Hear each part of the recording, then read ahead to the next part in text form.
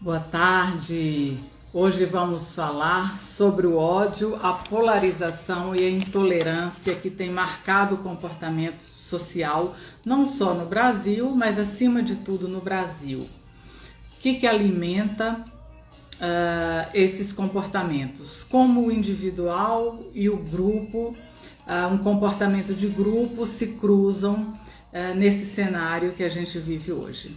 E para tanto, eu vou receber, além de vocês que estão aqui para trocar conosco, o psicanalista Ivan Capelato.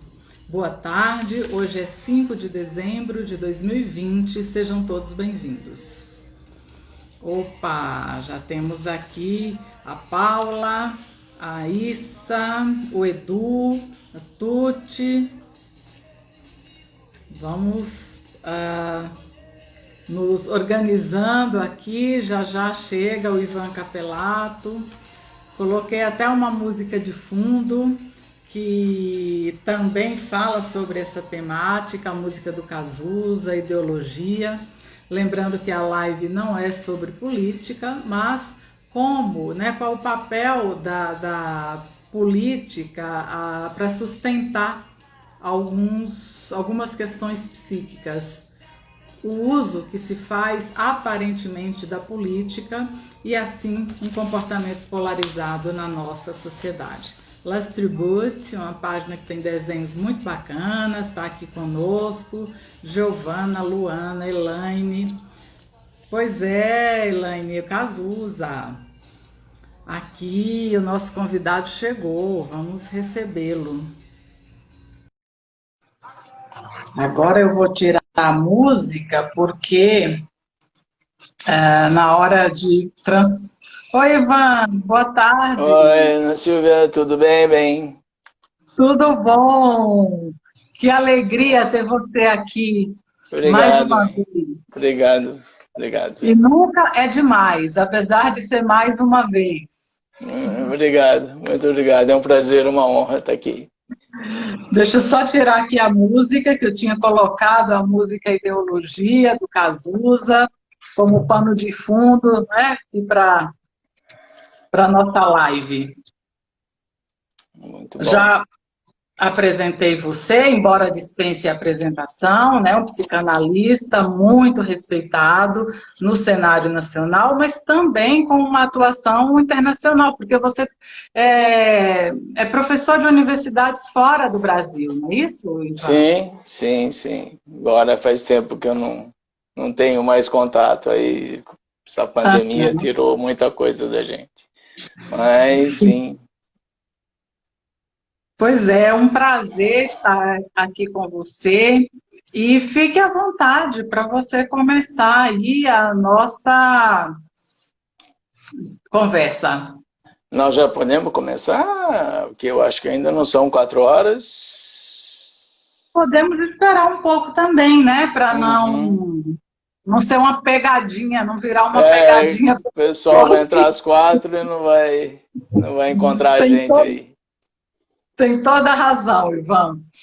Deixa eu aproveitar e explicar para o pessoal que para fazer perguntas, clicando num balãozinho que tem uma interrogação, porque assim elas ficam todas agrupadas numa caixinha de perguntas, e aí num dado momento a gente respira um pouquinho para ir ler as perguntas e respondê-las.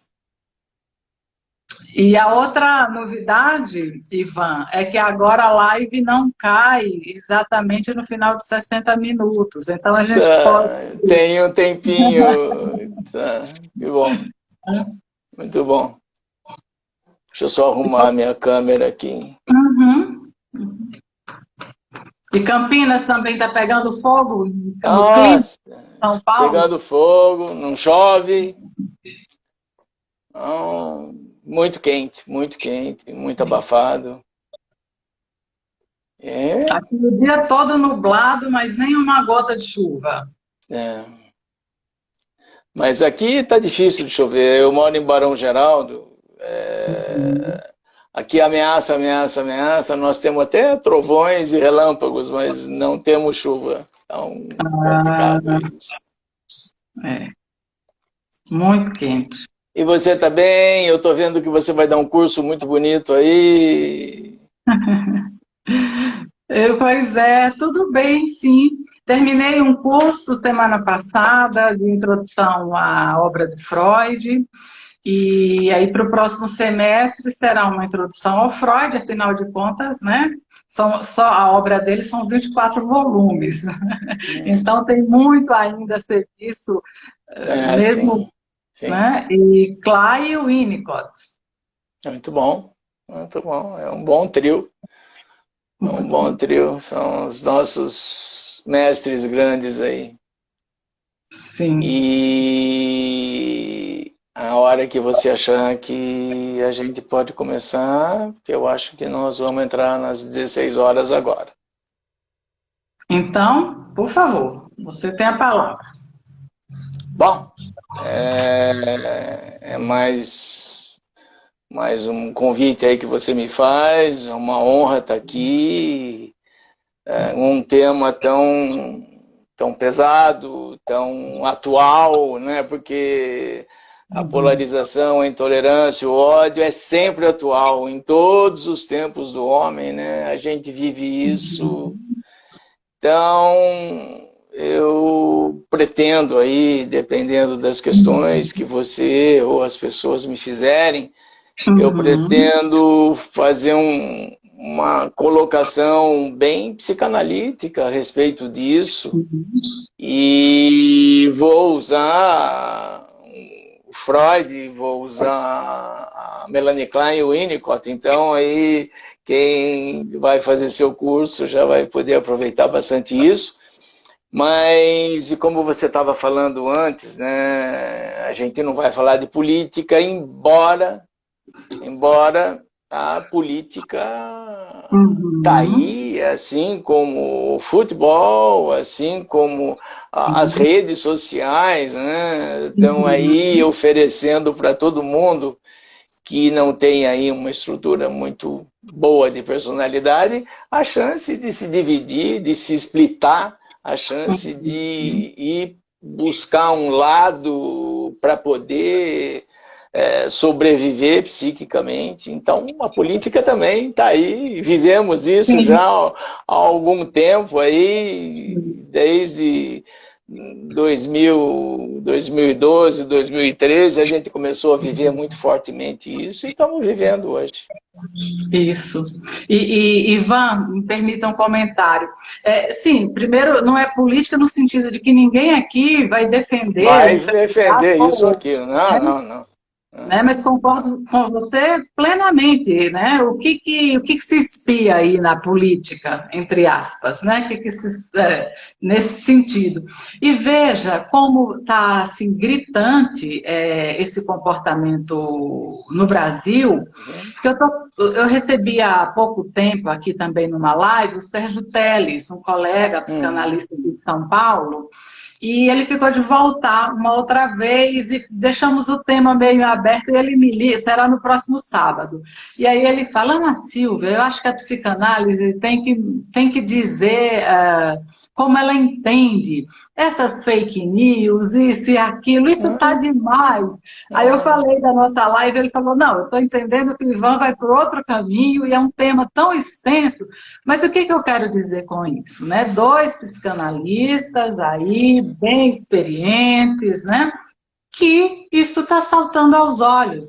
Certamente não só de vocês dois, mas é muito significativo que vocês dois, né, estejam aí recortando isso, ou nós três, enfim, né? Sim, sim, sim, sim.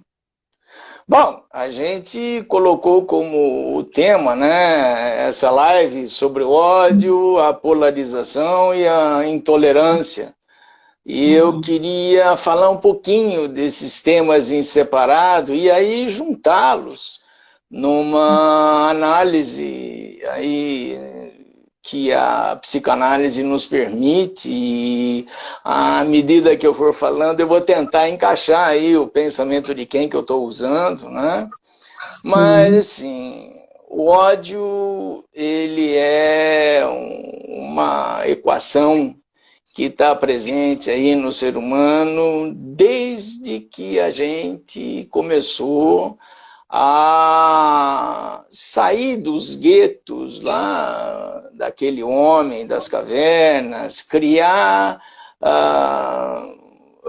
cidades, criar vilas, criar agronomia, né? Criar as terras. E aí, o que começou a acontecer conosco foi... Então, eu vou, já que o Sérgio falou das fake news, né?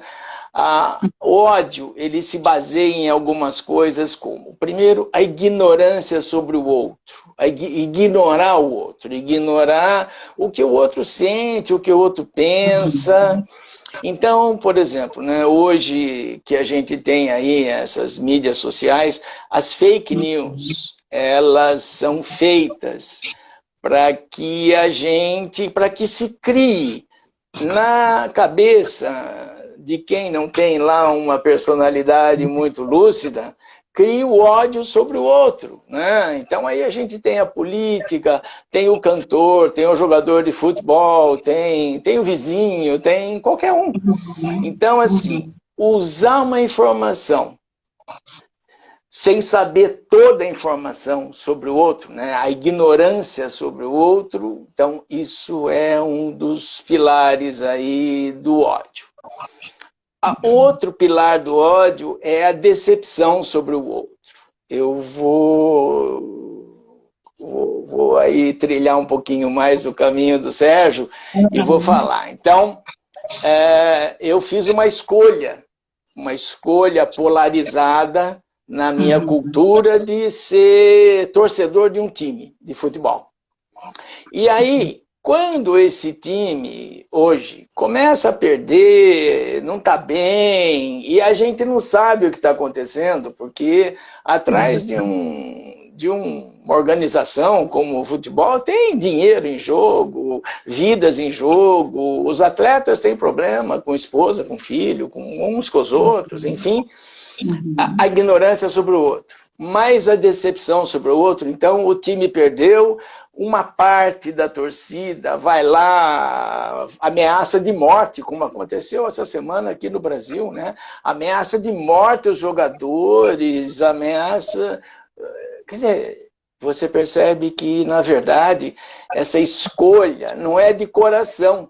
Essa escolha, ela vem sob o princípio do prazer. Então, eu escolhi você não está dando prazer para mim, eu vou te bater, eu vou destruir aí o seu estádio, Então, o ódio também se alinha nesse segundo tema. O terceiro tema sobre o ódio é a vingança sobre o outro. Vingança significa o quê? Quando o outro não se deixou seduzir, ou aderiu às ideias e conceitos de alguém, aí eu me vingo, eu destruo, mato, eu faço mal às pessoas que estão em volta. Isso acontece muito nos jogos de poder, por exemplo, aí, das grandes milícias de tráfico de droga, nos grandes grupos aí de cadeias, aí entre nós, né? A reunião de condomínio, onde aquele vizinho não aceitou a proposta, pronto, ódio. E aí vingança, vou lá, deixo a torneira da casa dele aberta. Isso acontece muito, você não imagina. Outro pilar que traz o ódio à tona é aderir a ideias e princípios de grupos ideológicos sobre o outro. Então, um grupo começa a divulgar que vamos lembrar dos anos 50 aqui no Brasil, os ciganos raptavam crianças e aí vai de porta em porta, de boca em boca, e daqui a pouco nós estamos lá matando, expulsando da cidade. Então, grupos ideológicos oferecem também a pessoas de baixa crítica psíquica o ódio, né? O medo do estranho, que eu vou falar um pouquinho sobre Freud, o medo do estranho e do secreto poder que algumas pessoas imaginam que o outro possa ter. Então, a questão do negro, né? Então, que poder esse negro tem que eu tenho que destruí-lo, que eu tenho que... Como tem acontecido aqui nos Estados Unidos, essas agressões estúpidas aí, sem sentido, né? Mas o medo de que alguém possa ter um poder, um estranho poder, um secreto poder. Então, o negro faz isso. O índio, né? O estranhamento sobre o índio, os nativos aqui nos Estados Unidos, alguns países da Europa, a questão de gênero sexual, né, a homoafetividade, os grupos LGBT, então, que poder essa gente tem que pode me atingir? Então eu já crio um ódio como defesa, né? Aquele que torce para o outro time, né? Então eu tenho que odiá-lo, porque ele é um inimigo, não um adversário, né? Ele é um inimigo, porque ele deve ter algum poder. E assim vai esse quarto pilar aí, que é o medo. E o quinto pilar é a inveja. A inveja daquilo que marca a relação do outro com a vida. Por exemplo, né? O sucesso, a beleza, a estética, a beleza, o gênero, né? A coragem daquele menino escolher uma mudança aí no gênero, a inteligência de algumas pessoas. Então, muitas crianças, muitos adolescentes sofrem bullying pesado, que é o bullying é uma manifestação do ódio, do medo também, né? Da inveja também, mas é uma manifestação do ódio, que é inteligente, ele estuda, ele se diferencia aí do grande grupo, então... E também existe uma inveja, Ana, que é uma coisa que eu presenciei muito em algumas análises, que é a insuportabilidade de algumas pessoas sobre aquela menina, aquele menino que tem uma estética ruim, tem um nariz feio. Uma vez eu atendi uma menina que queria bater numa outra menina que tinha cabelo ruim. Cabelo ruim é o cabelo crespo, é o cabelo... E ela provocava essa menina de uma maneira assim feroz na saída da escola, chegou a bater nela, chegou a machucá-la. E daí a escola pediu ajuda, tal. Quando essa menina veio a mim, ela sentiu um ódio daquela menina, porque ela não ligava pelo fato dela ser feia, pelo fato dela ter um cabelo ruim, defeitos anatômicos.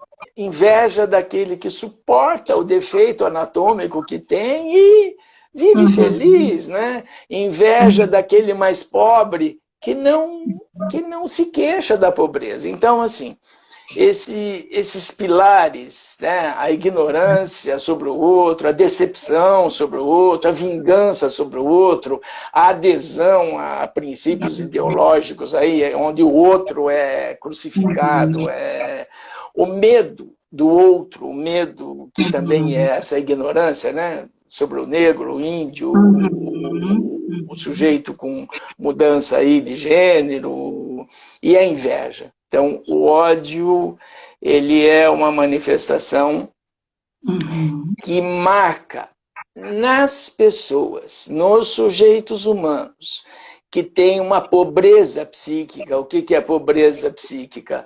É ausência de superego, ausência de juízo crítico, ausência de autoestima, né? Ausência de um estilo de vida e ausência de opinião própria. Então, o ódio, ele move essas pessoas para o acting out, para que hajam, para que as pessoas hajam, façam coisas, pichem a parede daquele... Então, uma coisa complicada aí, que está aí à vista de todos nós, infelizmente. Não. A intolerância, não tolerar, vem aí de uma fusão de duas palavras, né? Xenos, que significa estranho em grego, e fobia, que é medo ou rejeição. Xenofobia, né? O medo do outro, o medo do estranho, o medo do diverso. Então, a intolerância nasce do medo ou da repulsa ao outro, ao estranho, ao desconhecido. Na verdade, quem é esse outro a quem tememos, né? Por que a gente teme o outro e fica intolerante com o jeito que o outro é, com o hábito que o outro tem? Eu queria contar aqui uma história muito bonita que eu vivia tempos atrás na análise de uma pequena menina de 7 anos. E eu vou dar um nome fictício para ela, vou chamá-la de Raquel, tá bom? Então, a Raquel veio procurar ajuda através da família, porque a Raquel ainda é, hoje ela está adolescentona, e a Raquel é uma menina lúcida, muito lúcida, e com um selfie, né, lembrando de Winnicott, um selfie verdadeiro, assim.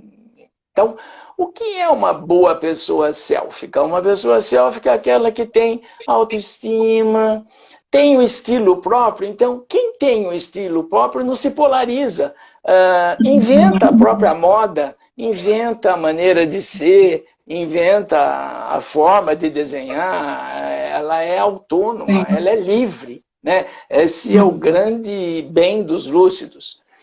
E nos finais de semana, de sexta para sábado, a Raquel saía da escola e ia para a casa de uma avó, viúva, que no sábado de manhã a levava para uma feira livre, essas feiras de rua que hoje não estão mais acontecendo.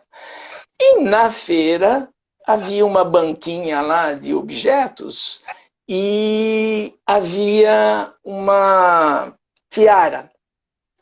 E a Raquel então perguntou, o que é isso aqui? Isso aqui é uma tiara. Põe assim, assim, assim. E a Raquel comprou uma tiara e adorou aquilo. E, veja, ela não está imitando ninguém. Ela criou aquele momento de usar algo e gostou. Segunda-feira ela foi com a tiara na escola. E aí foi uma revolução, as meninas queriam que ela tirasse, todo mundo, os meninos tentaram quebrar a tiara dela, mexeu com todo mundo, com a classe inteira, 7 anos de idade, né, segundo ano.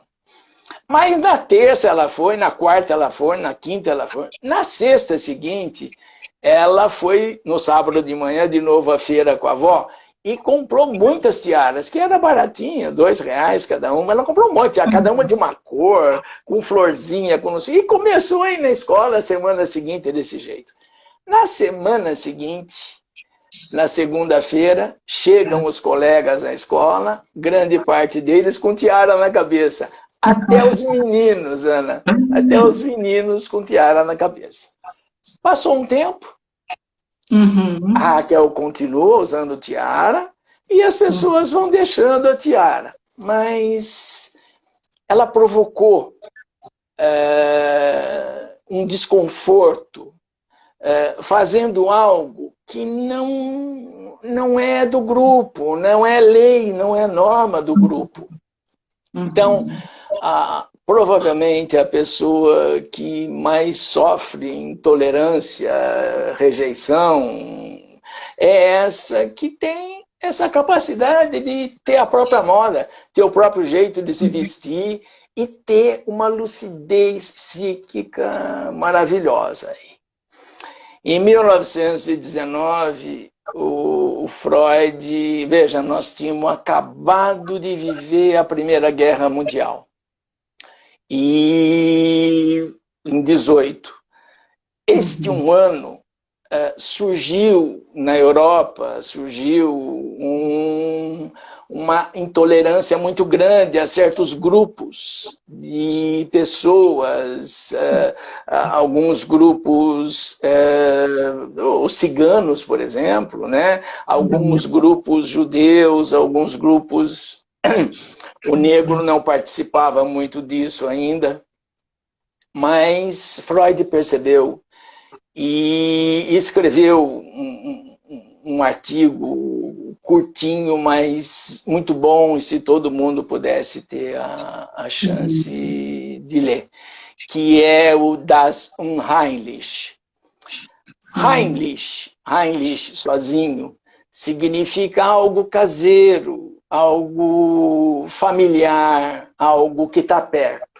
Quando a gente põe o prefixo UN na frente e fica unheimlich, a gente tem, então, o estranhamento, o estranho.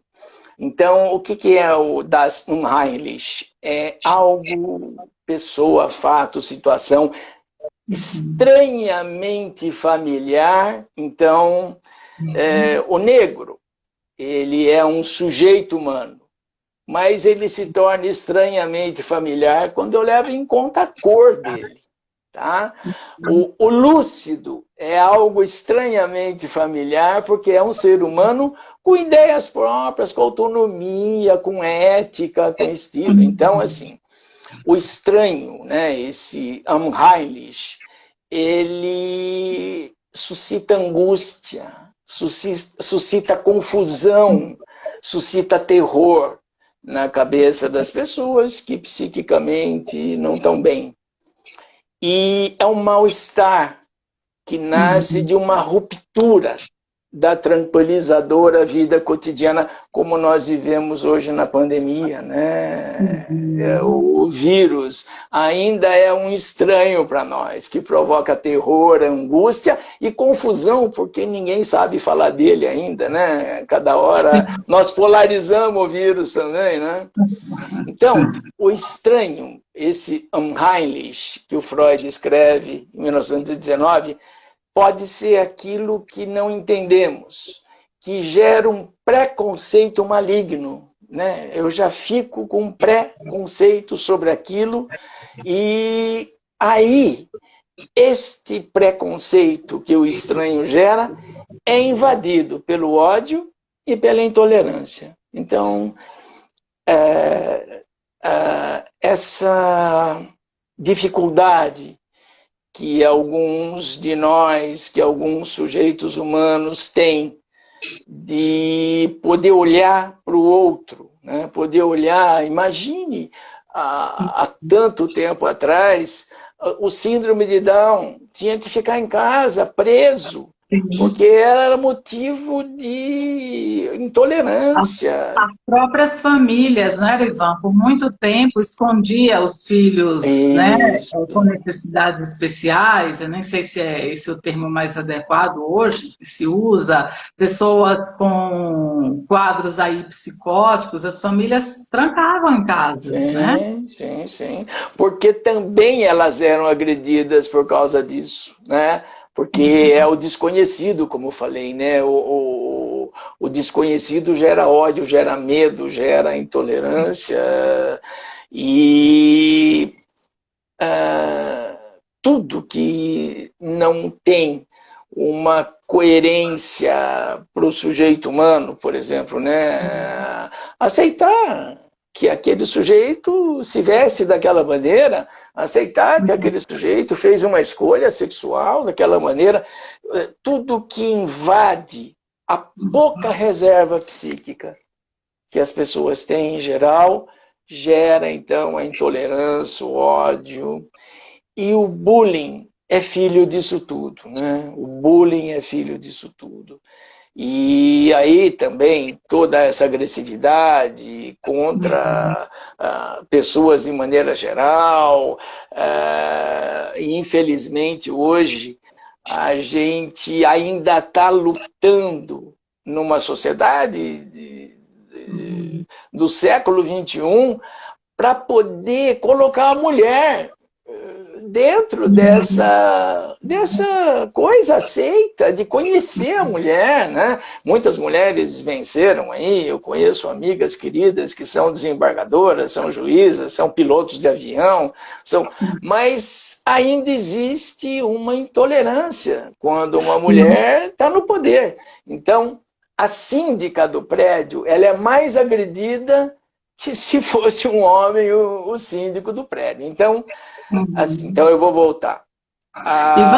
Ivan, deixa eu só avisar para o pessoal que chegou agora que eles podem enviar perguntas clicando nessa interrogação que tem embaixo, Porque eu desativei os comentários, as pessoas pediram porque ficava no seu rosto, atrapalhava te ver. Ah, tá. Tá bom. Tá bom. Então, mas aí, né? O ódio, a intolerância e a polarização são dinâmicas que surgem sempre, gente, em pessoas com baixa reserva psíquica. O que é uma baixa reserva psíquica? Então, numa linguagem freudiana, um pouco superego, pouco, quase nenhum superego, né?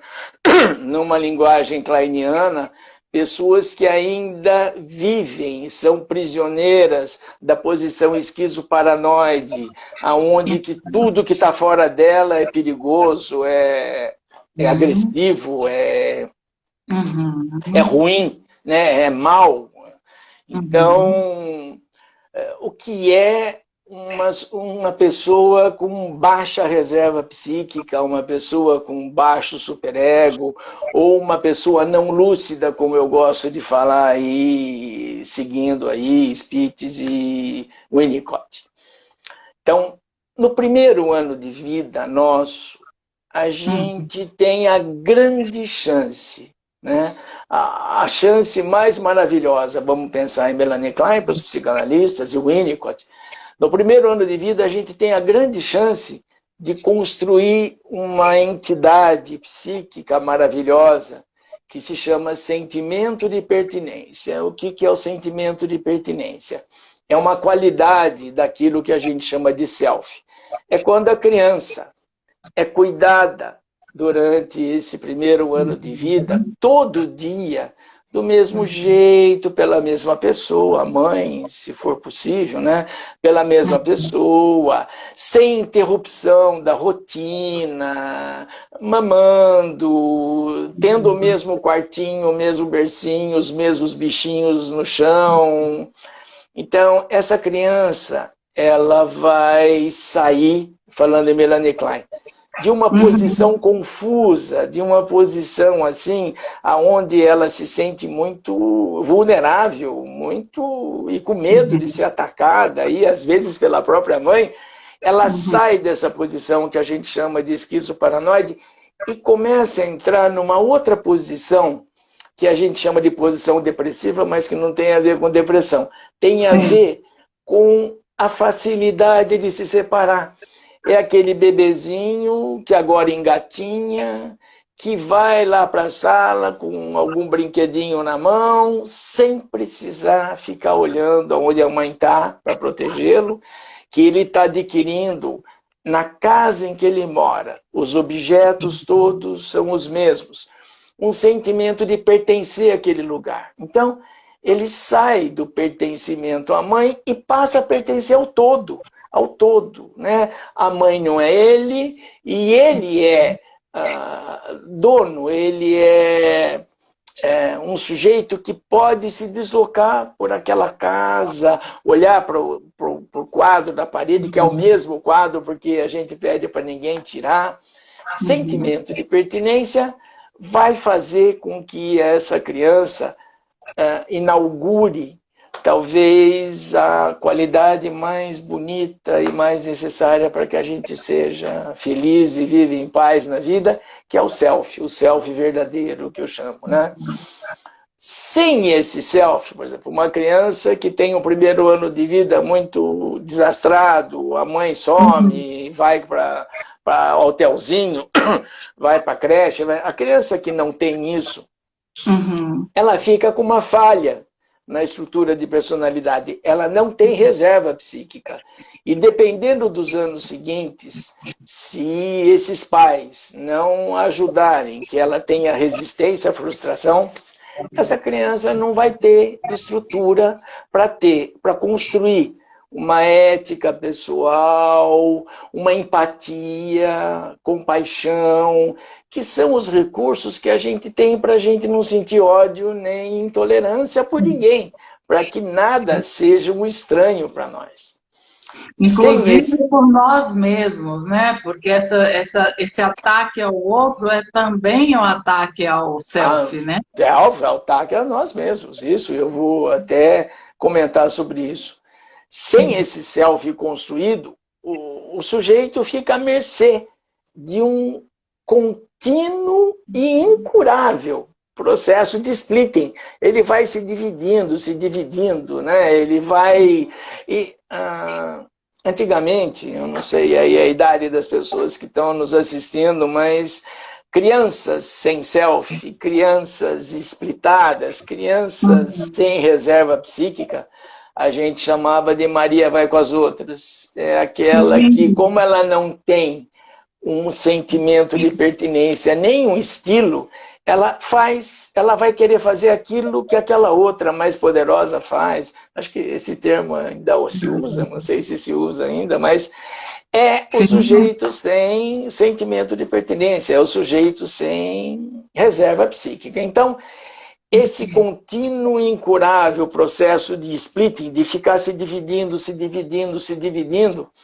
em qualquer situação onde haja dois lados, essa pessoa vai escolher o lado pelo qual é mais seduzido, porque não tem a própria opinião, não tem o próprio senso, não tem uma ética interna. E assim, na iminência de ser anulado, ser rejeitado, ser excluído, o que a minha Raquel não teve medo, tá? Na iminência de ser anulado... Oi? Ela segura. Segura, sim, segura. Ela não depende do que o outro fala para ela ser ela mesma, né? Então, na iminência de ser anulado pelo social, pelo outro, ou ainda ter a autoestima mais diminuída do que já tem, ele escolhe, sem ética e sem crítica, alguma coisa que lhe seja mais agradável e que esteja ainda sob o princípio do prazer.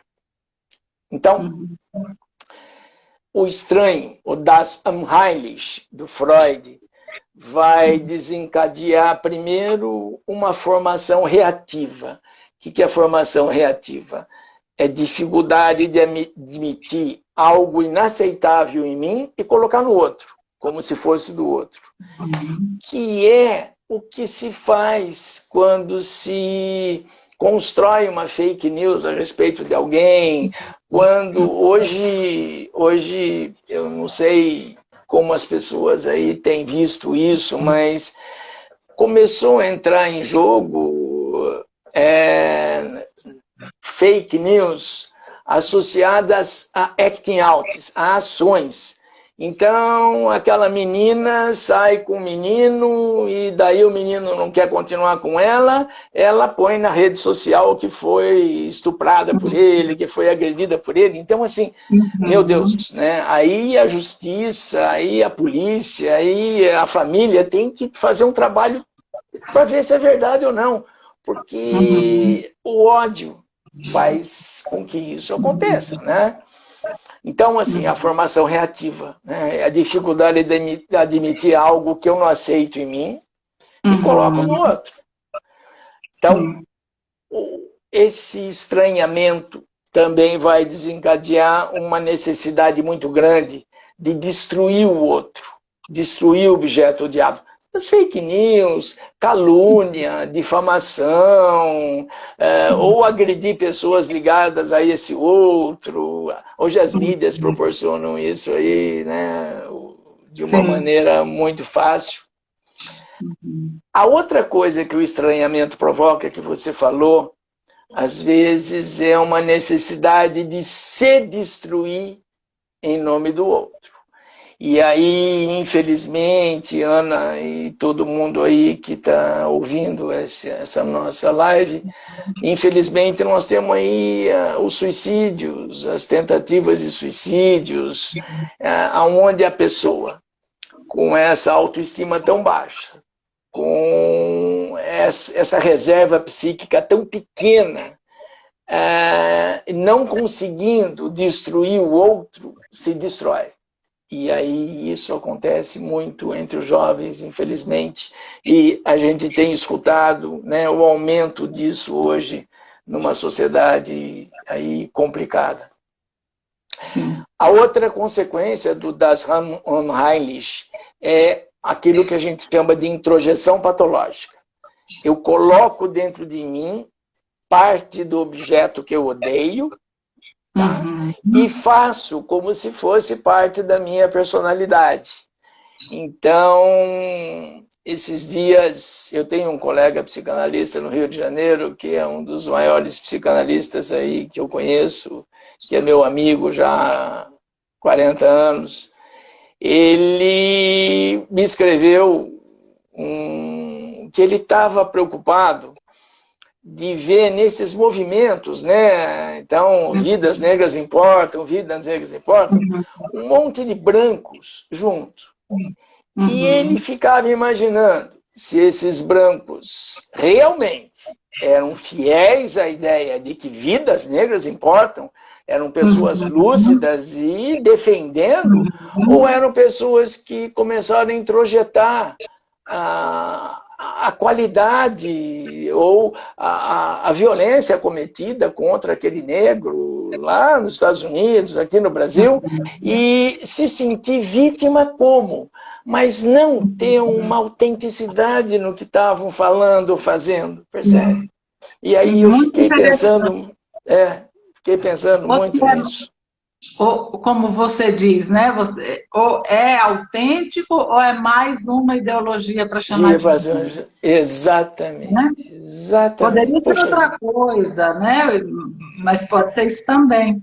Pode. Pode ser a política, pode ser um movimento ali com uma causa importante, mas que alguém faz um uso equivocado.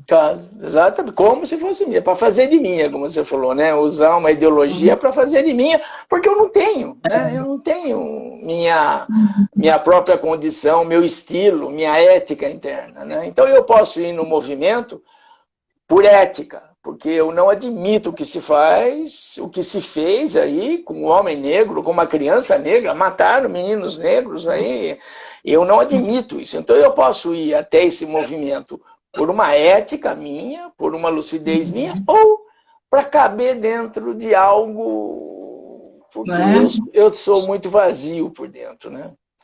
E o Unheimlich também traz um medo, um terror pessoal de que esse outro, esse estranho que eu estou aí odiando, que eu estou aí intolerante, em algum momento seja maior ou melhor que eu mesmo, porque, como eu falei no começo lá, né, ele aceita os defeitos dele, ele aceita aquele cabelo ruim dele, ele aceita.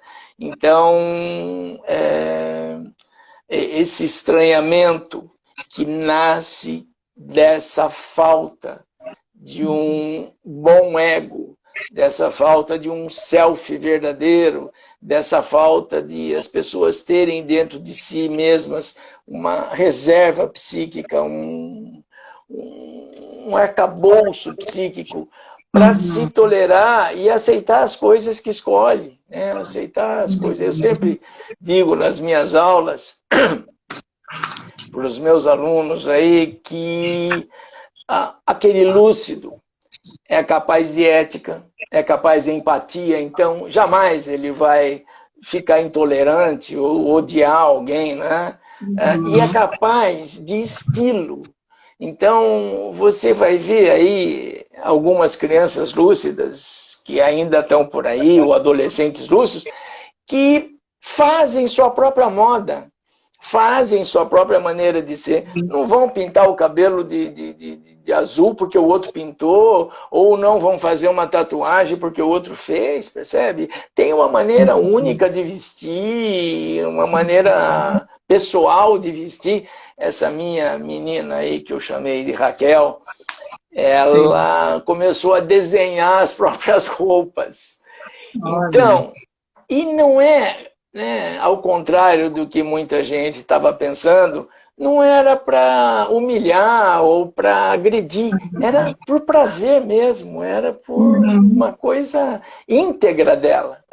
Então, assim, a ausência de lucidez cada vez maior numa sociedade como a nossa, ela vai gerando cada vez mais ódio, cada vez mais intolerância, e como as pessoas que não têm luz, não são saudáveis, elas não sabem direito o que elas querem, elas vão se filiando a um lado, a um outro lado, por aquilo que o princípio do prazer mais rege.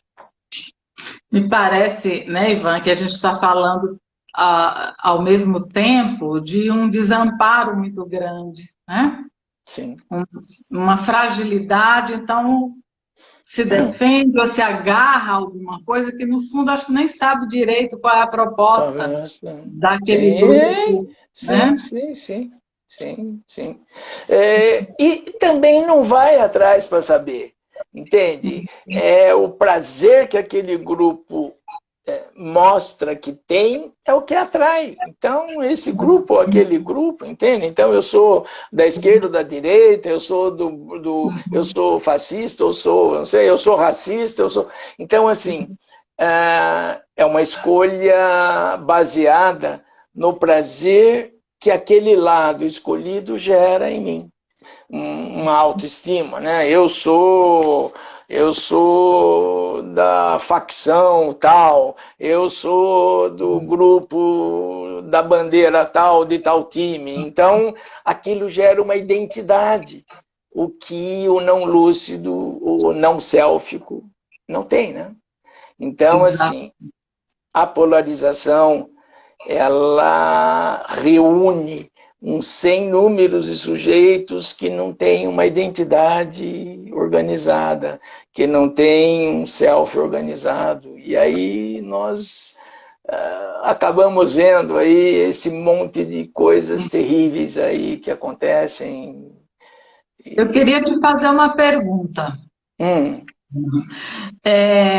Como você bem colocou, né, desde que o homem se organizou em grupo, que tem já manifestações de ódio, intolerância, polarização, tudo isso. Mas nos últimos anos no Brasil, principalmente naquela eleição Bolsonaro e Haddad, isso ficou muito forte. As pessoas, inclusive, traziam para o consultório as relações familiares rompidas, né? Saiu muito piadinha na época, os memes, né? Com quem você vai passar o Natal, porque quem votou em um não estava falando com o lado. Ou seja, isso está mais forte ultimamente, o que nos leva também a pensar que esse desamparo, isso está mais presente aí nas últimas décadas. O que podemos pensar que de algum modo favoreceu para esses psiquismos aí? Desde os anos 50, nesse pós-guerra, o mundo ocidental, Ana, começou a tentar se reorganizar em cima de alguma estrutura. E percebeu, né, todo mundo percebeu que a estrutura máxima, o arcabouço mais forte, nos anos 50 eu estou falando, era a família. Tanto que nos anos 50, o começo dos anos 60, nós tivemos nas grandes revistas, né, Estados Unidos, Brasil, parte da Europa, então, vamos vender geladeira. Então, tinha lá o pai, a mãe, os filhos do lado da geladeira. Vamos vender leite em pó. Então, tinha a mãe, o filho, o pai. Vamos vender margarina. Aí tinha... Então, assim, a família ficou durante uns 12, 13 anos a escolha da estrutura mais forte que o sujeito humano poderia ter. Aí nós começamos a ter, em alguns países, né, principalmente aqui na América do Sul, nós começamos a ter Portugal, a gente começou a ter alguns movimentos políticos complicados, né, a ditadura e aquela organização mais pesada em cima das pessoas, e aí começa a aparecer na sociedade ocidental um desamparo muito grande, que já existia lá na Ásia, já existia lá a União Soviética, na época, tudo, que é o desamparo onde a família começou a não ser mais a estrutura que atendia às nossas exigências maiores, né? Então, as pessoas começaram a... Então, lembra, nos anos 50, 60, o advento da maconha, do LSD, a gente começou esse desamparo aí, que foi a retirada da família como estrutura fundamental, começou a fazer com que as mães começassem a sair de casa, fossem para o trabalho, os bebês ficavam meio que, alguns à própria sorte, alguns lá com avó, tia-avó, babá não existia na época. A gente começou a tirar de nós o conceito da importância dos laços, dos vínculos e da afetividade, né? Quando a gente tem o John Bowlby falando da teoria do apego, né? Onde ele fala da necessidade que nós temos na nossa infância de ter esse amparo para a gente não ficar desamparado. Nos anos 60, nos anos 70, isso começou a ser corrompido. E aí a questão do dinheiro, a questão da própria política, né? O movimento político começou a ser muito grande. Aqui no Brasil nós começamos a ter partidos, que é um sinal de splitting, né? Em vez de 2 partidos, 10 partidos, 20 partidos. E aí mudou esse arcabouço fundamental aí da vida humana, que era a família, para outra coisa, a questão do dinheiro, a questão do trabalho, o trabalho infinito, que é, por exemplo, ir para concurso, E as pessoas começaram a sair de casa, as famílias começaram a se desfazer, nós tivemos aí nos anos 70 a lei do divórcio, então assim, a gente perdeu naqueles 12, 13 anos aquilo que estava sendo construído. Inclusive, o Winnicott estava vivo nessa época, ele até fez uma palestra mostrando a importância de agregar pessoas. É que o mundo mais protetivo nosso era a família, não o Estado.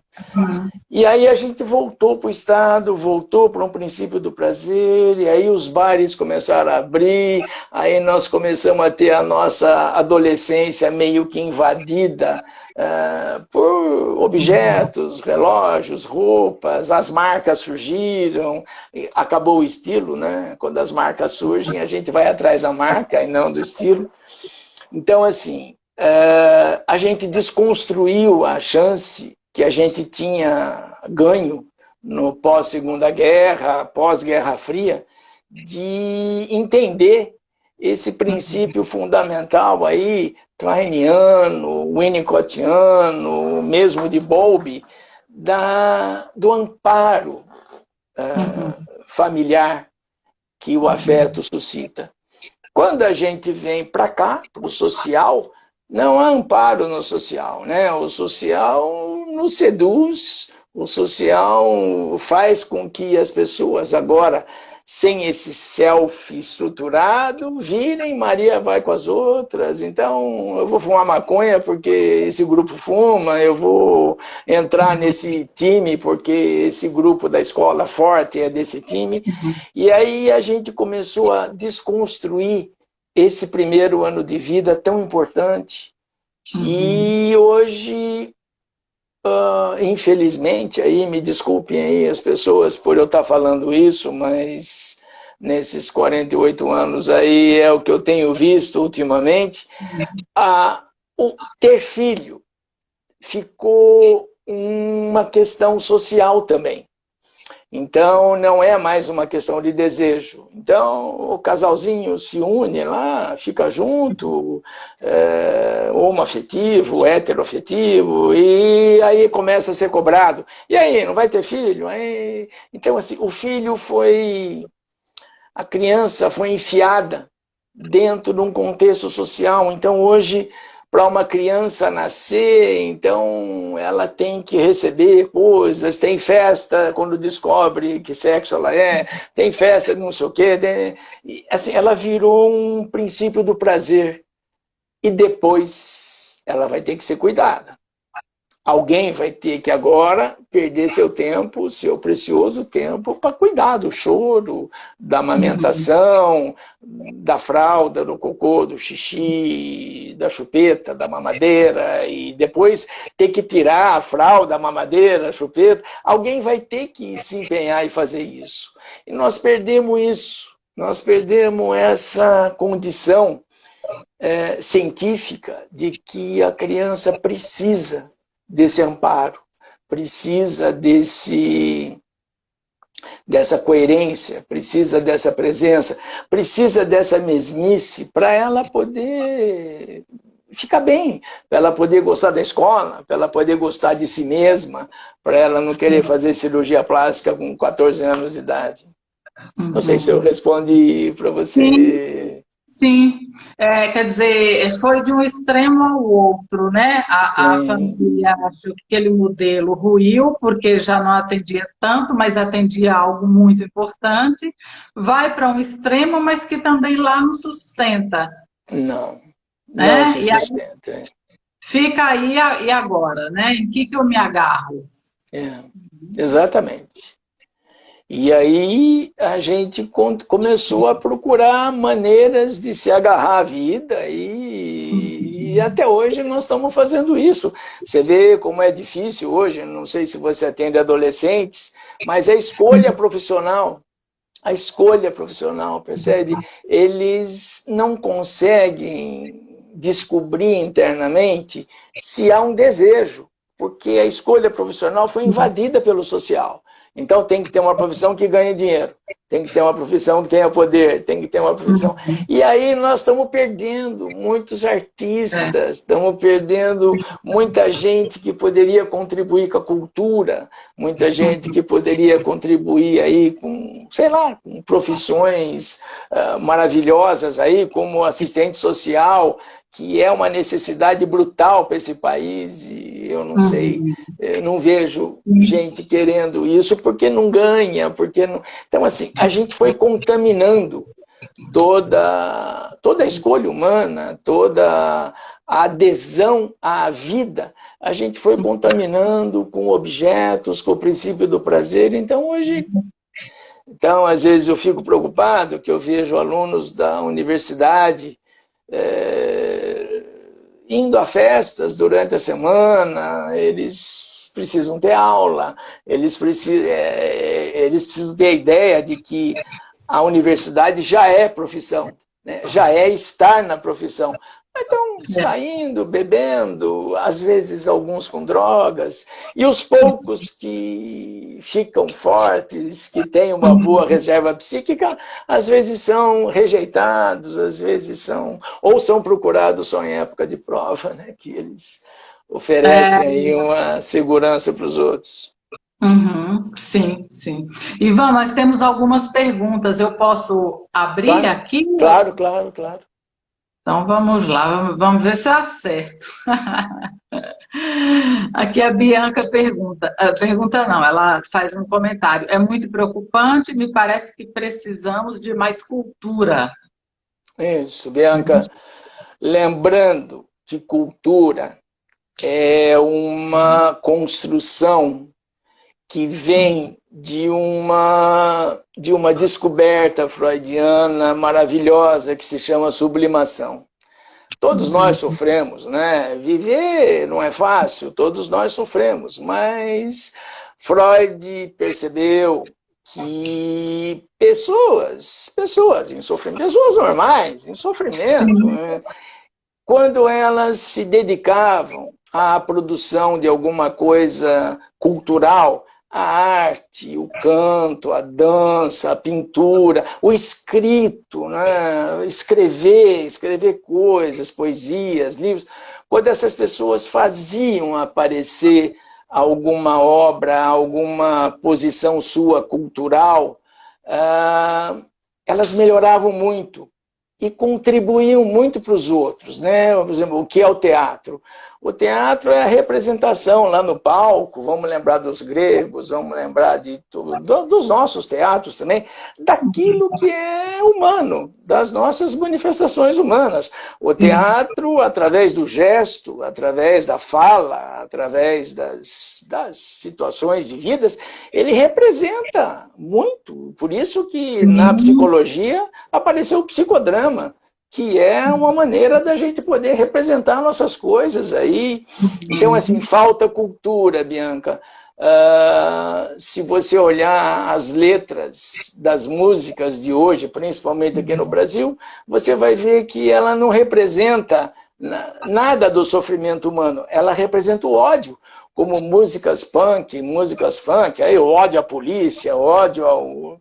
Então, assim, a gente perdeu a chance, está perdendo a chance de construir coisas. E como eu disse, existe muita gente que é capaz de fazer uma bela poesia, escrever alguma coisa, fazer um filme que possa aí ajudar as pessoas nos sentimentos que elas têm, mas falta incentivo à cultura, falta aí uma posição política para a cultura, né? Você vê incentivar as escolas para que as crianças possam produzir coisas. Uma vez eu fui convidado a intervir numa escola do estado, aqui na região de Campinas, onde havia muita gente em sofrimento, brigando, bullying, ameaça de morte, e eu convoquei a professora de português para me ajudar.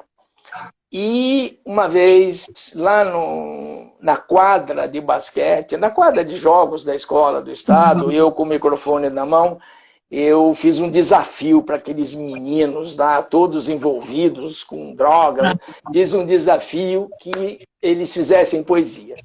Então foi um riso assim total, né? Uma vaia total. E aí, junto com a professora de português, eles começaram a fazer. E eu acho que eu li e ouvi declamando da boca daqueles sujeitos as poesias mais bonitas sobre a vida que eu já escutei na minha vida. E aquilo fez uma mudança, apareceu uma mudança na escola tão grande, e que até há pouco tempo atrás, mesmo eles tendo saído da escola, eles continuavam indo na escola ensinando para os aluninhos mais novos, né, a poesia, fizeram teatro, fizeram banda com músicas que eles mesmos fizeram a composição. Então, assim, incentivar a cultura é incentivar uma aproximação do sujeito à sua saúde mental.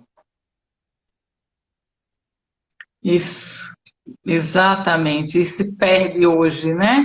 Sim. Vamos lá. Aí a Bianca faz uma pergunta, mas outra pergunta da Bianca. Um abraço, Bianca. Como ficou dividido em várias caixinhas, eu vou tentar ler aqui, né? O sujeito precisa realizar uma ameaça de morte como forma de expressão de sua frustração, que não me parece ter uma capacidade de simbolização. Acho que é um pouco do que você falou, né? Mas, Bianca, eu gostaria de citar agora uma pessoa que depois... Obrigado. Uma pessoa que, depois lá do extermínio dos judeus, uma pessoa que estudou Adolf Eichmann. Adolf Eichmann era um homem bom, pai de família, um pai afetuoso, que selecionou lá nos campos de prisioneiros os judeus que iam para a morte, entende? Então ela diz assim, né, mais ou menos assim, a triste verdade é que os maiores males da humanidade foram praticados por pessoas que jamais se decidiram pelo bem ou pelo mal. Pessoas que ficavam no meio, essas pessoas sem selfie, tá? Ela escreveu isso no livro sobre Adolf Eichmann. Tá? Então ela diz também que o maior mal do mundo é o mal cometido por ninguém, nenhuma pessoa com coração perverso ou maldoso, mas por pessoas sem juízo crítico, por pessoas cuja personalidade frágil, ausência de autoestima, ausência de superego, ausência de senso crítico, de lucidez, os torna reféns de palavras, ideologias, de outras pessoas com algum poder psicopático sobre eles, né? E ela diz, essa é a banalidade do mal. O mal cometido por uma pessoa perversa, ele é objetivo. O mal cometido por essas pessoas que entram em grupos e vão com bandeira na rua, ou abaixo negro, esse é o pior mal que existe, porque essas pessoas, elas não escolheram fazer mal, elas escolheram pertencer a alguma coisa. Então, se a cada criança na escola, né, hoje com a pandemia está complicado, mas se a cada criança da escola pública, da escola privada, fosse ofertado pelos professores a chance de um tempo maior para que elas se dedicassem a representar na pintura, na brincadeira, inventar jogos, inventar músicas sobre, por exemplo, o coronavírus, que é uma coisa que eu fiz com algumas crianças, né? Então, tá aí o coronavírus, a gente não vê ele. Então, vamos desenhar o que a gente... Então, desenharam bruxas, desenharam morcegos, desenharam coisas todas que eles tinham medo e melhoraram. Eu até sugeri a essas crianças que pendurassem os cartazes que eles fizeram em algum lugar do quarto, tal.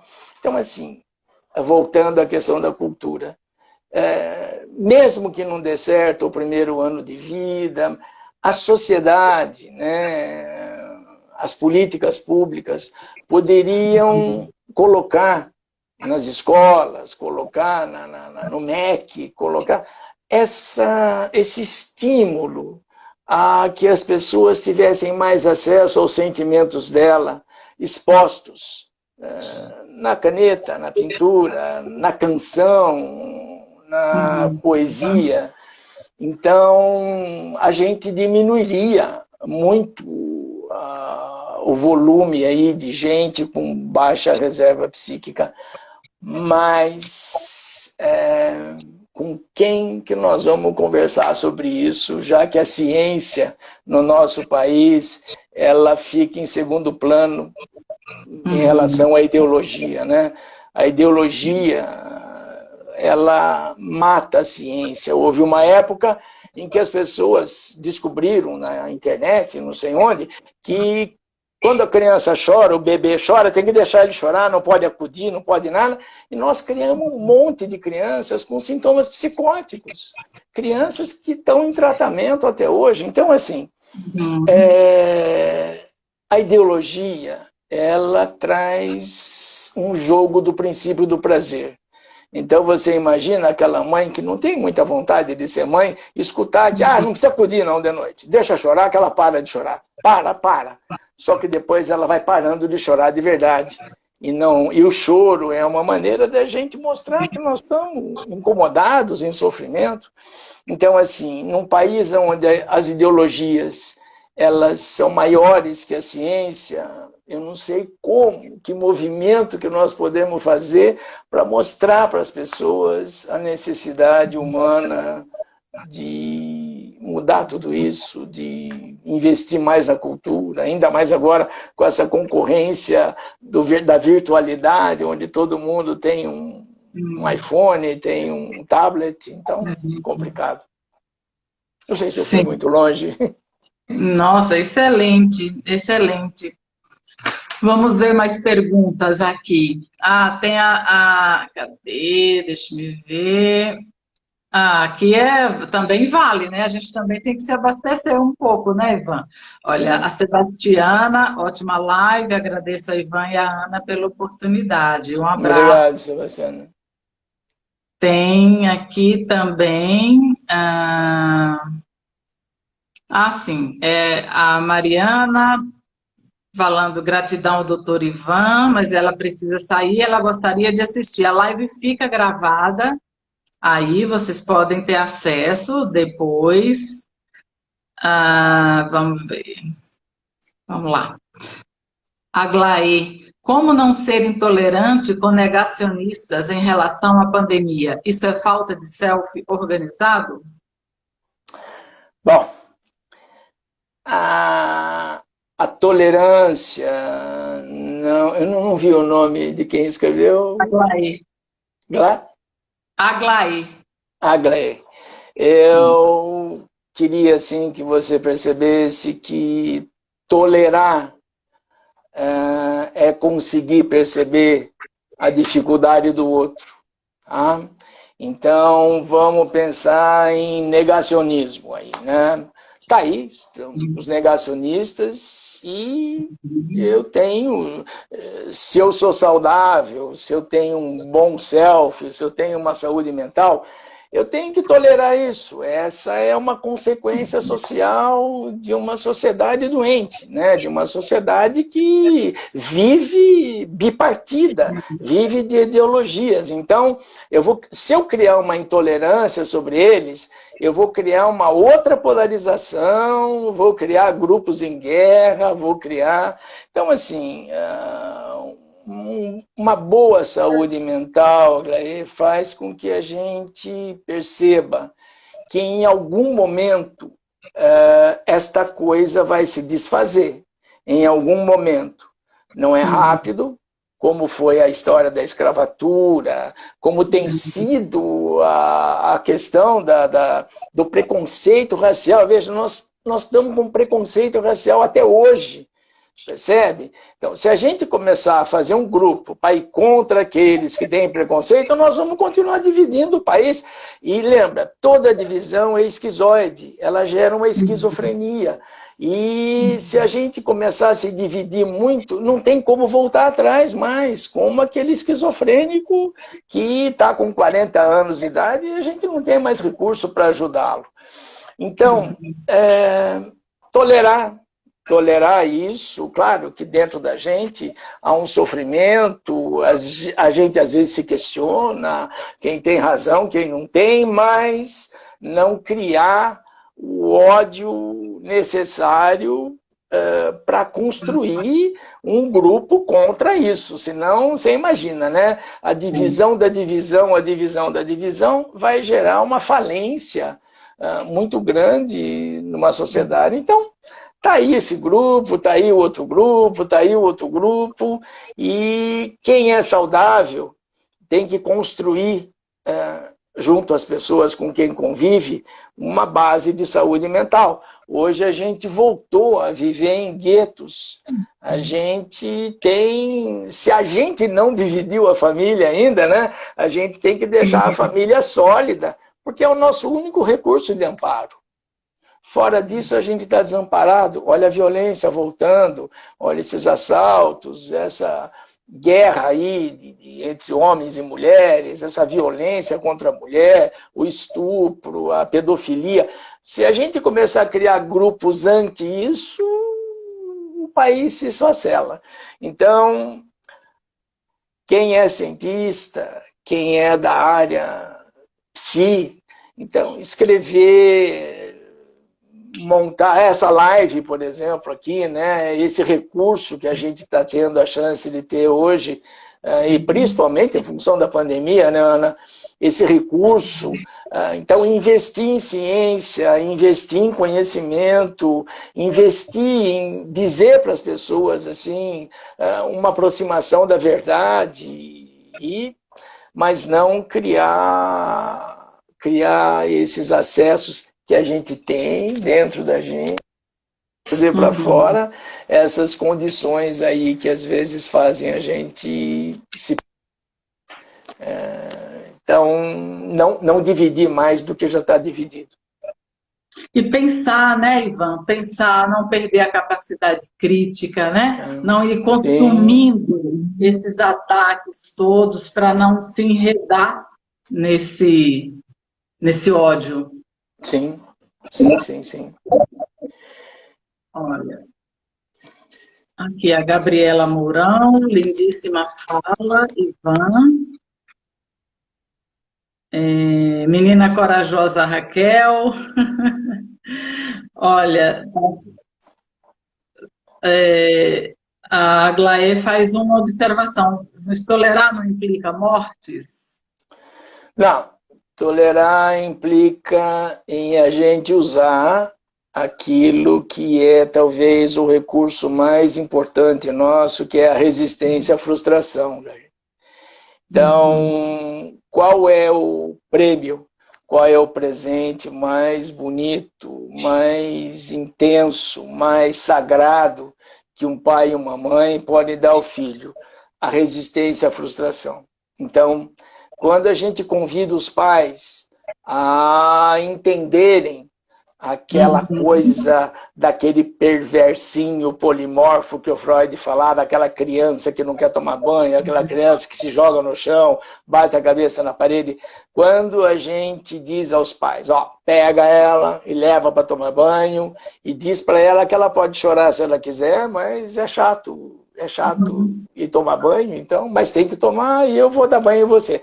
Quando a gente começa a ensinar os pais a darem para a criança a resistência à frustração, porque quando a criança se frustra e percebe que ela suportou aquilo, tolerou aquilo, ela fica forte.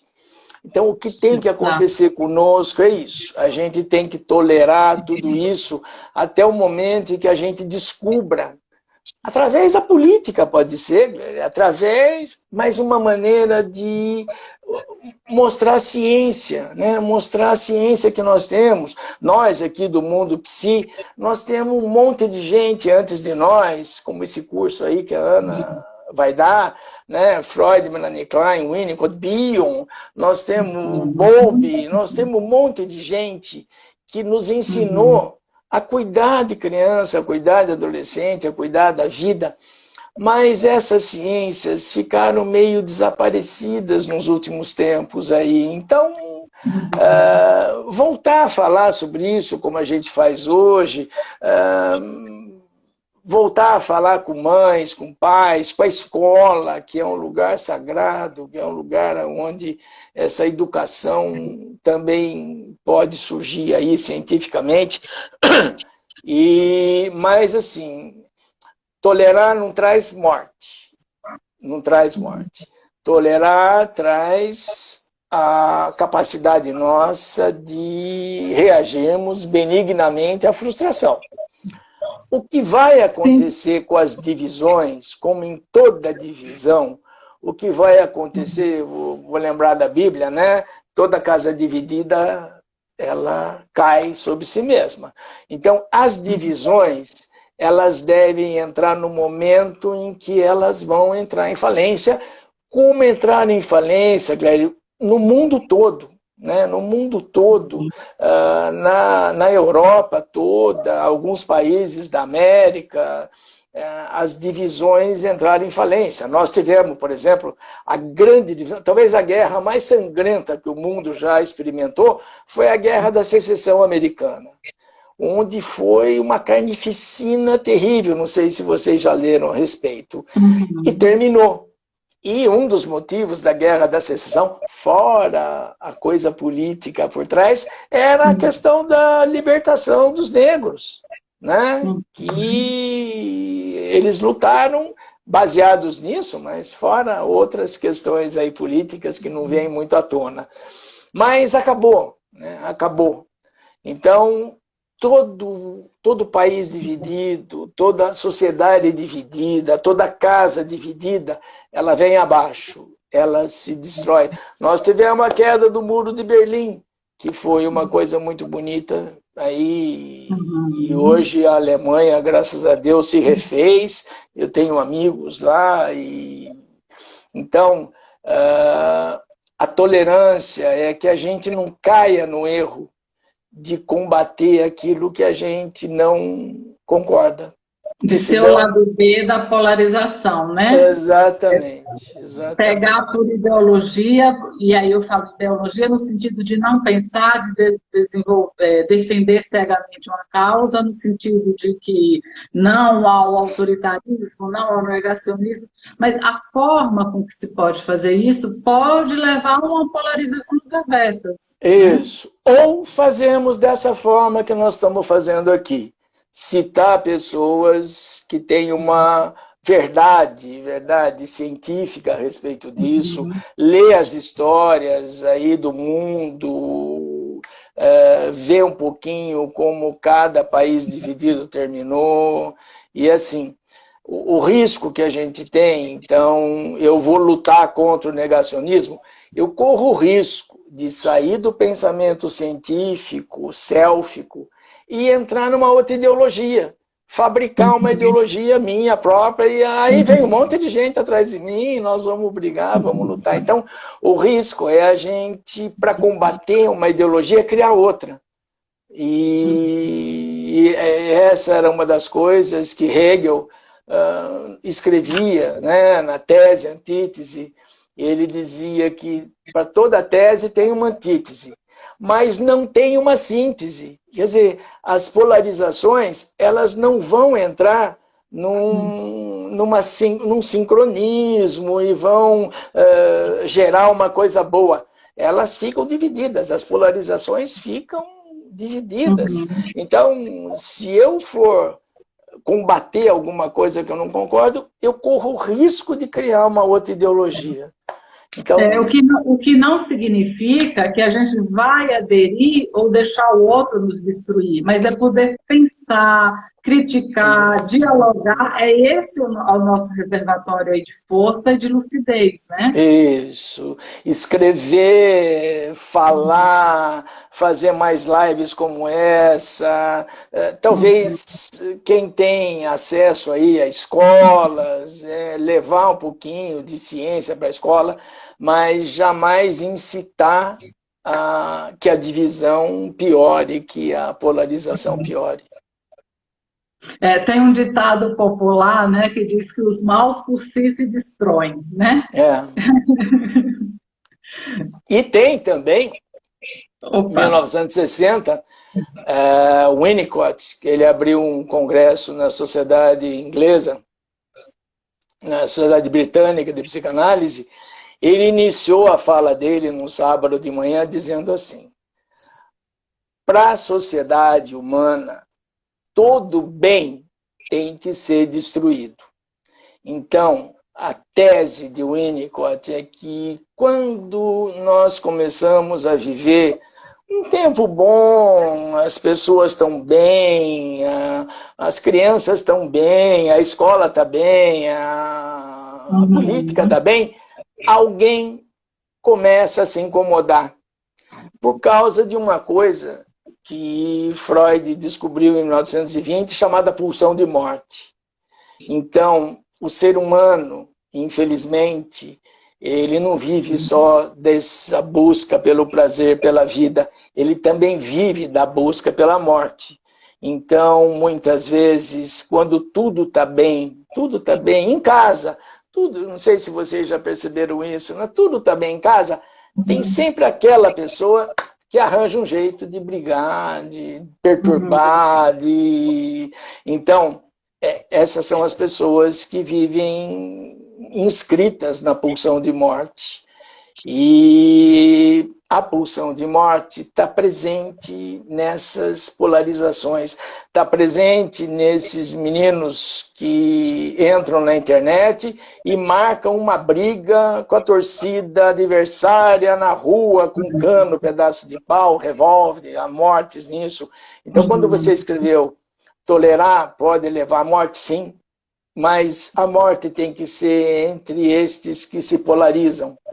Nós temos que ter o juízo crítico funcionando para a gente poder intervir de uma maneira mais benévola, mas lembrando que jamais a gente vai retirar da sociedade humana a pulsão de morte. Olha quanta gente fazendo coisa aí. Se beber não dirija, né? Bebe, dirige, mata.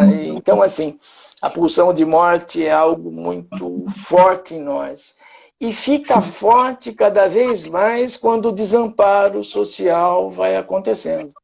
Então, nós estamos vivendo a pandemia, muita gente perdendo emprego, muita gente fechando o negócio, e esse desamparo vai fazendo, quem não tem uma boa estrutura psíquica, começa a tentar pertencer a algum lado aí para poder sair dessa angústia tão terrível que a pulsão de morte traz.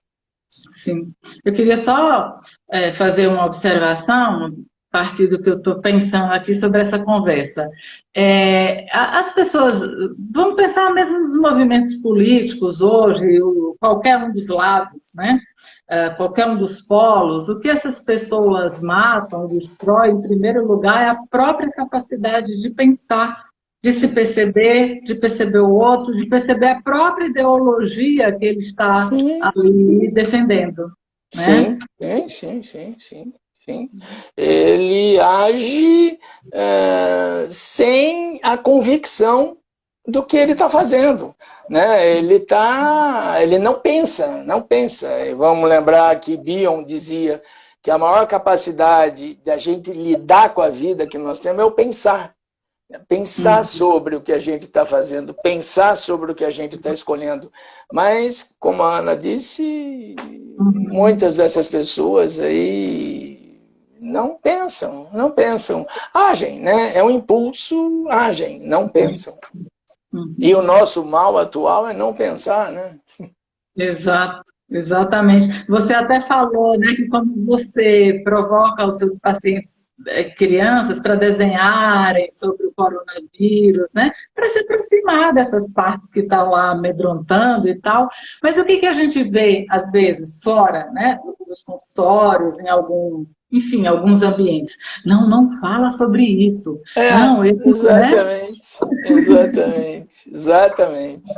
Exatamente.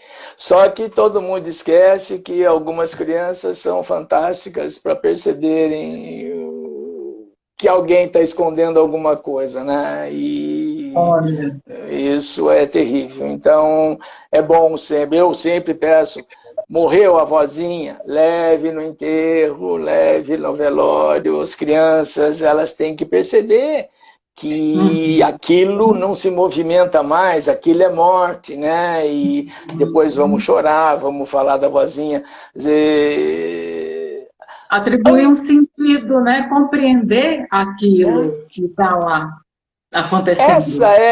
Essa era a maneira de se agir com criança nos anos 20, nos anos 30. Nós estamos em 2020 e estamos regredindo, entende? Não vai falar do corona, né? Não vai falar que não pode ver a avó porque é perigoso. Então, assim, parar de pensar, né? Parar de pensar. E, infelizmente, uma das maiores maneiras de parar de pensar é ficar refém da virtualidade. A gente não pensa, né? Refém das redes, refém dos joguinhos. Então, assim, uma sociedade que precisa se refazer. Sim. Deixa eu ver se tem mais algumas perguntas, que a gente já, né? Não quero abusar aqui do seu... Não, fica à vontade, Ana. Vamos lá. A Mel fala assim: vemos também a exigência em relação aos aprendizados formais. Estão emocionalmente apáticos. Talvez ela tenha feito esse comentário quando você falou das escolhas atravessadas pelo social. Né? Eu vou repetir. Vemos também a exigência em relação aos aprendizados formais, né? Estão emocionalmente apáticos. Então, os aprendizados formais são esses oferecidos pela escola, né? São esses oferecidos pela... Então, a escola hoje, infelizmente, ela se transformou numa ofertadora de coisas, mas não numa provocadora de pensamentos, usando aí a intervenção da Ana. A apatia é essa que você vê hoje, na pandemia. Essas crianças da frente do computador, tendo aula online e com um joguinho do lado aqui, brincando. Esses meninos que ficam na frente do computador, mas fazendo outra coisa, com o celular aqui na mão, olhando. Tem gente que levanta, sai. E a escola, de maneira geral, ela ficou prisioneira de uma propaganda, né? Então, minha escola colocou tantas pessoas na USP, na Unesp, não sei onde. A escola ficou uma indústria de satisfação dos desejos dos pais e não uma dinâmica de fazer pensar. Então, hoje nós temos crianças extremamente inteligentes na escola, mas apáticas. Por quê, Mel? Porque o que está sendo ensinado não provoca nada nelas.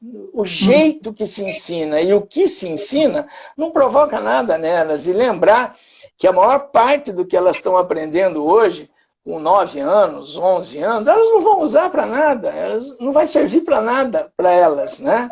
Então, assim, repensar a escola, repensar a maneira de oferecer o ensino formal, repensar a maneira de trazer para as crianças, para os adolescentes, né, um interesse, um pensamento sobre a vida. Nós tiramos da escola a filosofia, né? Então assim, a escola precisa se repensar, a política precisa se repensar, a educação precisa se repensar e a família precisa se repensar. Mas a gente só pensa quando a gente tem um lastro bastante forte, que é o lastro científico, que faz a gente pensar, e não o ideológico, Mel. Então é a apatia geral. O ensino formal não movimenta motivações de ninguém. Sim. Então vamos ver aqui. Vamos lá. Eu acho que é isso. A Maria Helena falando que muito bom. Pena que a filosofia, a Maria, é minha aluna de psicologia. Um abraço, Maria. Ela fala, pena que a filosofia não faz mais parte do conteúdo escolar, isso que você acabou de dizer. O exercício da reflexão requer prática, o pensamento crítico é o maior bem que os pais podem deixar aos seus filhos. Sim, não tenha dúvida disso. Não tenha dúvida disso. E hoje, refletir sobre algo é muito difícil, né? As pessoas, quando vão refletir sobre algo, brigam, né? Elas não conseguem... Sim, Desculpa, aquele eu não consegui ler. Tá, a Bianca, ela fala reflexão super importante, mas cadê a pergunta? Ai, perdi aqui. Peraí que eu já me acho. Vamos lá. Acho que alguém falando sobre estilo. Acho que era mais ou menos assim, que quem tem um estilo próprio hoje é tido como estranho, né? Isso, exatamente. Como a minha Raquel foi tida como estranha, até que todo mundo percebeu que era a única criança de uma sociedade escolar, hoje ela tem 14, 7 anos, era a única criança que vivia em paz. Vivia em paz. Ela não precisava se maquiar como a outra, nem pintar o cabelo como a outra, nem furar o nariz como a outra, nem fazer tatuagem como a outra. Então, assim, a paz consigo mesmo, que é esse selfie, é o maior ganho que uma pessoa selfie tem. E o estilo faz parte disso. Então, hoje... A Raquel é uma das pessoas mais brilhantes que eu conheço, né? Está aí já fazendo o 9º ano e em paz, ela tem paz, do jeito que veste, do jeito que faz, e ela não cria ambiguidades nem divisões com as pessoas que não concordam com ela. ela vive em paz, que é, eu acho, o bem maior que alguém pode ter, né? Se tiver que escolher entre felicidade e paz, escolha a paz, que a felicidade tem prazo de validade, né? Exato. Então, vou aqui pegar a pergunta final, e aí tá marcando duas, mas eu não estou vendo. Acho que aqui foram coisas que a gente já falou. Vamos pegar essa última aqui, da Luma. Como você vê a situação das crianças isoladas durante praticamente o ano todo? Com muita preocupação, eu não li o nome da pessoa, Luma. Luma. Com muita preocupação, Luma. Existe uma coisa na nossa vida humana que se chama setting, que se chama ambiência, o setting. Então, nós, psicanalistas, nós temos o nosso setting, que é a nossa sala, sempre do mesmo jeito, a gente tenta não mudá-la, a gente tenta deixá-la para que as pessoas entrem no setting e façam parte daquilo. Nossa casa, a sala da TV, a cozinha, é um setting. A escola é um setting. Então, você imagina, a gente coloca uma criança na escola, e o setting escolar é a professora, a sala de aula, os coleguinhas, os inimigozinhos, os amigozinhos, o pátio, o escorregador, a areia, a brincadeira e tudo mais. Tudo que acontece lá na escola, de bem e de mal, de bom e de mal, é o setting, faz parte do setting. Tá? Quando você interrompe o setting, você faz com que essas crianças comecem a entrar numa depressão. Então, ver os coleguinhas pelo computador, não poder sentir o cheiro da professora, não poder abraçar o coleguinha, não poder ir no escorregador lá do pátio, isso cria algo, é uma perda muito grande. Uma Sim. perda que precisa ser enlutada, falada. Por isso é bom falar do vírus. Por que eu não estou indo para a escola? Por causa do vírus, explicar sobre o vírus, desenhar sobre o vírus. Eu tenho duas criancinhas, dois gêmeos, que fizeram uma canção sobre o vírus. Eles têm 8 anos. Eles fizeram uma cantiga sobre o vírus, aí que provavelmente daqui 20 anos eles vão cantar para os filhos deles aí. Mas o problema é quando você interrompe o setting, você cria uma depressão. Se as pessoas que estão perto não ajudarem você a fazer o luto disso. Então, eu tenho muita preocupação com essas crianças que estão aí em casa, assistindo aula online, mas de repente a escola invadiu o setting da casa.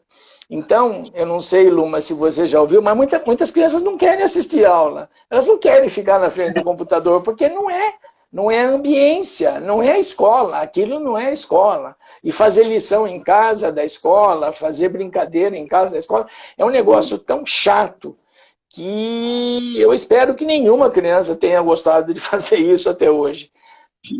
A pandemia que tirou as crianças da escola só fez bem para um tipo de criança, a tímida.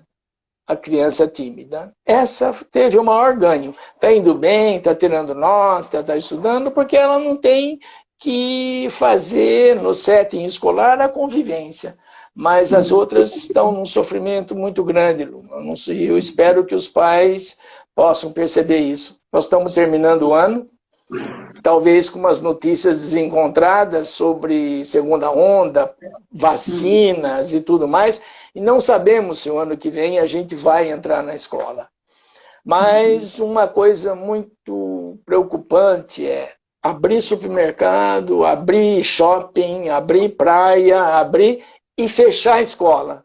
Percebe? Eu acho que essa foi a coisa mais crítica que nós fizemos aí, porque a gente deveria ter encontrado meios melhores de cuidar de todo mundo lá e não fechar a escola sem ter a certeza de que isso era um bem Tá? Então, o que é pior, né? O mal físico ou o mal psíquico? Né? O mal físico é um só, o mal psíquico é pro resto da vida.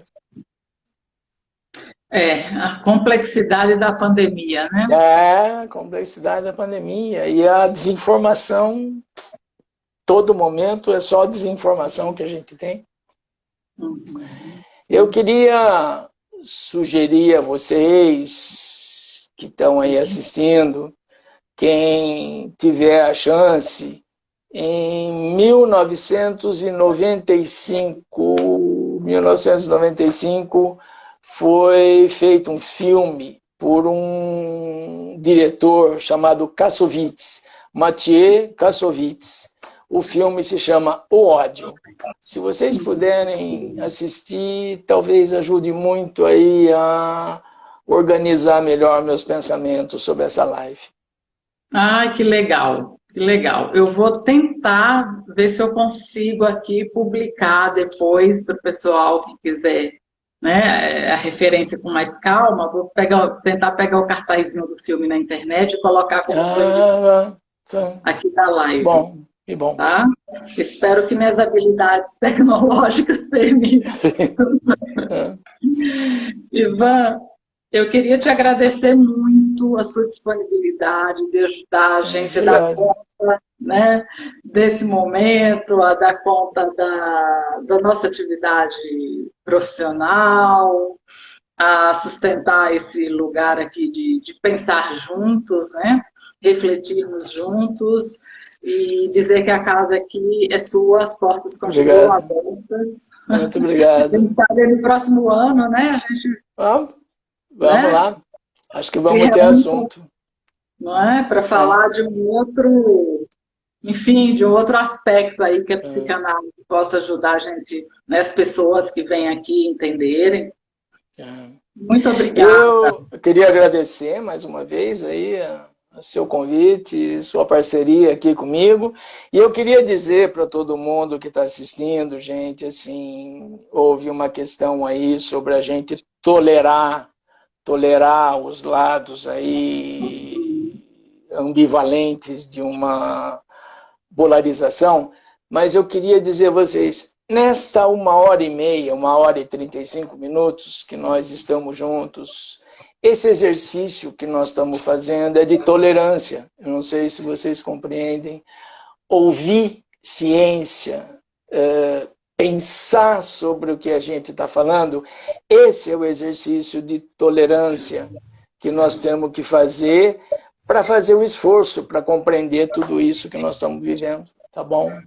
Bom fim de semana a todos, bons pensamentos a todos, boas reflexões e obrigado mais uma vez. Obrigada a todos que estão aqui. A live fica aí disponível. Logo, uns 5 minutos depois, ela já vai aparecer. Quem chegou mais para o final pode... Enfim, qualquer motivo, pode rever aqui. Muito obrigada mais uma vez a todos vocês. Ivan, a você especialmente. Obrigado, Ana. Obrigado. Obrigado a todos.